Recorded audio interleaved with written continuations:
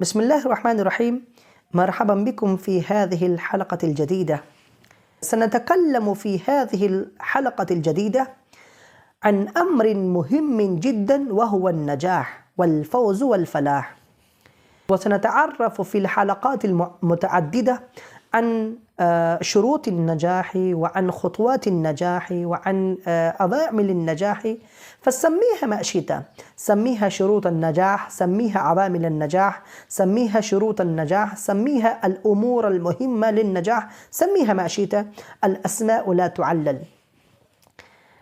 إن أفضل وأهم شيء ما يجعل الإنسان يشعر بالفرح والسرور والغبطة والحبور هو النجاح فيما أراد، والفوز فيما رغب، والفلاح فيما ود.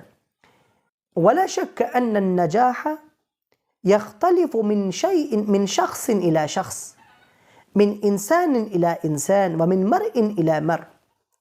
فالطالب الذي هو في أيام الامتحانات يستعد للامتحانات، نجاحه عدم الرسوب في أي مادة من المواد الدراسية والحصول على أرقام ممتازة.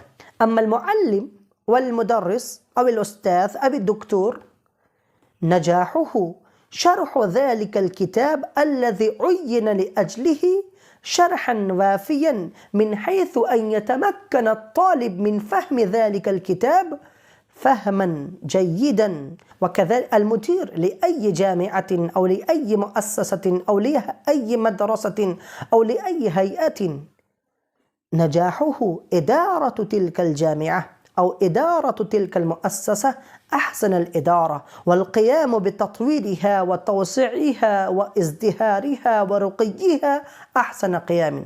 هكذا النجاح يختلف من شخص إلى شخص ومن إنسان إلى إنسان. ولكن إذا فكرنا في هذا الأمر، يعني في النجاح وأهم خطواته وأهم شروطه وأهم عوامله، يتجلى لنا بعض الأمر جليا.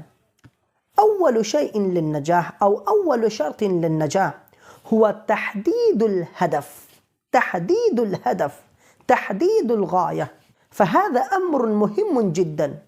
لا يمكن للإنسان أن يسمي نفسه أنه ناجحا إلا إذا حقق ذلك الهدف الذي عين لحياته. لا بد من تحديد الهدف، لا بد من تحديد الهدف. لماذا؟ هناك سؤال لازم عليك أن تسأل: ماذا تحب أن تكون؟ ماذا تريد أن تفعل؟ ماذا تريد أن تحقق لك لنفسك أو لعائلتك أو لقومك أو لمجتمعك أو لوطنك أو لدينك أو للإنسان جميعا؟ ماذا تحب أن تقدم؟ هذا أمر مهم جدا. فلازم أن يكون هناك هدف، أن يكون هناك غاية، لازم أن يكون هناك مرمى، لازم أن يكون هناك مقصد.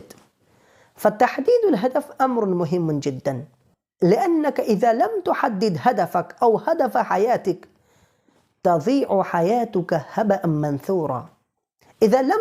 إذا ما حددت هدفك لحياتك تضيع أوقاتك، تضيع ساعاتك، تضيع أيامك، تضيع مساءك وصباحك، تضيع كل شيء.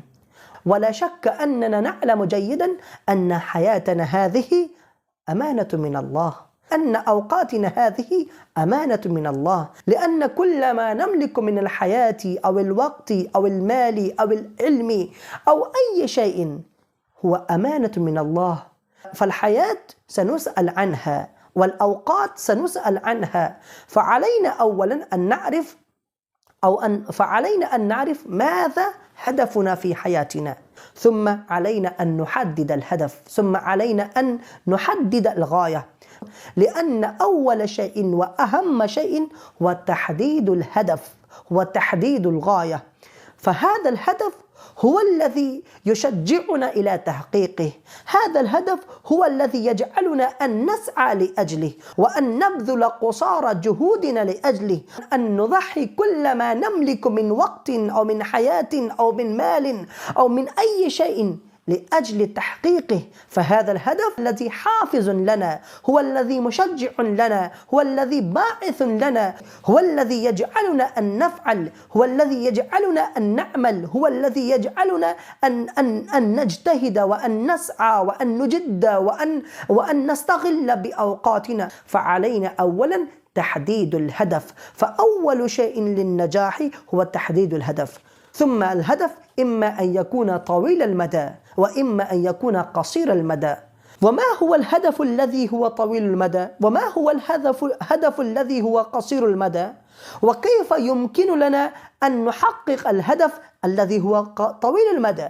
وكيف يمكن لنا أن نحقق هذا الهدف الذي هو قصير المدى؟ سنتكلم في هذا الأمر في الحلقة الجديدة إن شاء الله. وإلى اللقاء العاجل. السلام عليكم ورحمة الله وبركاته.